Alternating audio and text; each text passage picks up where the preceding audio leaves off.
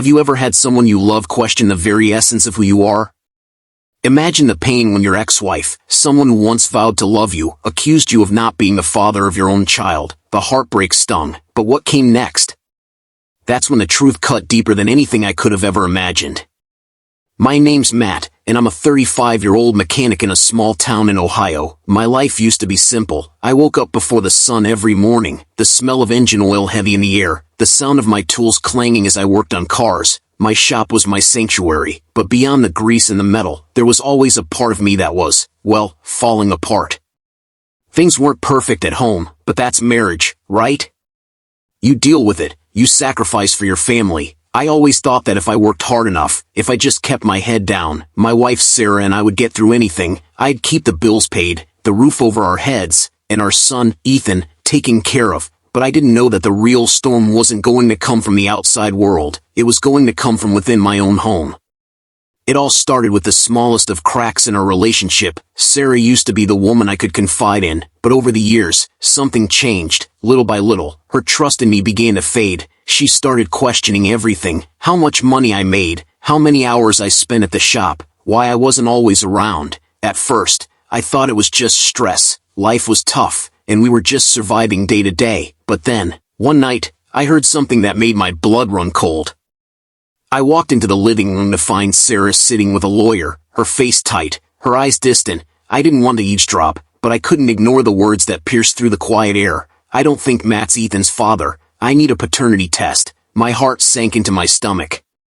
It felt like a gut punch. The woman I had spent nearly a decade with, the mother of my son, was questioning whether I was truly Ethan's dad. The betrayal was like nothing I had ever felt. She wasn't just accusing me of failing her as a husband, she was accusing me of failing as a father. I'd worked myself to the bone for this family, for Ethan, and now she was doubting me. I could feel my fists clenching as I fought to keep my cool. She didn't know it, but this moment would change everything. A few nights later, after the lawyer meeting, Sarah confronted me. Her words were sharp, almost cold. "You've never really been there for him, Matt. Maybe you're just some stranger to Ethan. I don't even know if you're his real father. A test would prove it." Her eyes never met mine as she said it, but her words hit harder than a slap across the face. I wanted to scream. I wanted to tear into her, but instead, I just stood there. The room felt like it was suffocating me. The silence between us was deafening. I felt the anger bubbling in my chest, but I kept it in check. I couldn't let her see the pain she was causing me. I wanted to shout that I was there for every scraped knee, every bedtime story, every school play. I wanted to remind her of all the times I had held us together when things fell apart, but all I could do was stare at her, the woman I thought I knew, who had just shattered the one thing I had left, my bond with my son. "Fine," I said, my voice quiet but cold. "If it means that much to you, then get the test. But know this, Sarah, I'm done with this." That night, I made a choice. I wasn't going to let this destroy me. I wasn't going to let her tear apart the family I had fought for. If Sarah wanted a DNA test, she was going to get one, but I wasn't going to play her game. I had something bigger planned, something that would put an end to this, once and for all.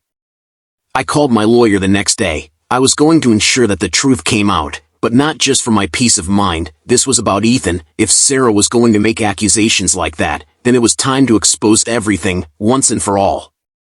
I knew I had to remain calm. This wasn't about revenge. It was about taking control of my life and showing Ethan that his father wasn't some weak, broken man who would let lies destroy him. I wasn't going to give her the satisfaction of seeing me fall apart.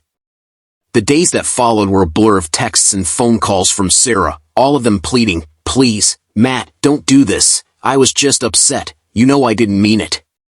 But it was too late. She had crossed the line. I didn't respond to her calls. I didn't reply to her messages. I just kept moving forward. There was nothing left to say. Then came the day of the test. I showed up with my lawyer, and the results were in. The truth was undeniable. Ethan was my son, but Sarah? She wasn't going to be able to hide from the consequences of her actions. The moment came when Sarah's worst nightmare unfolded in front of a room full of people. I had arranged a meeting at a local cafe, one she never saw coming. When the DNA test results were presented, they weren't just a private matter, they became public. The shock on her face was palpable as the truth hit her like a freight train. Ethan's paternity wasn't in question, but her actions? As the news spread through town, Sarah's credibility crumbled. People she had once counted on for support now turned their backs. And me? I stood tall. In that moment, I didn't need to say a word. The truth spoke for itself. Watching her unravel, I realized something profound. I didn't need her approval, her validation, or her love. I had Ethan, and that was all I needed. Sarah's life began to unravel after that. Her friends, her support system, the people who once sympathized with her began to distance themselves. She tried to explain, but the damage was done. Everyone knew what she had done. Everyone knew she had tried to break us. As for me, I didn't feel anger. I didn't feel satisfaction. I felt peace. I had reclaimed my integrity, and I had shown Ethan the kind of man he could be proud of. There was no need for petty revenge. The truth had done all the work for me. Now, life feels different. Ethan and I are stronger than ever, and I'm finally able to look at my reflection without the weight of betrayal crushing me. I've learned that sometimes the greatest revenge isn't fighting fire with fire. It's standing firm in the face of lies and showing the world who you really are. Have you ever been betrayed by someone you trusted?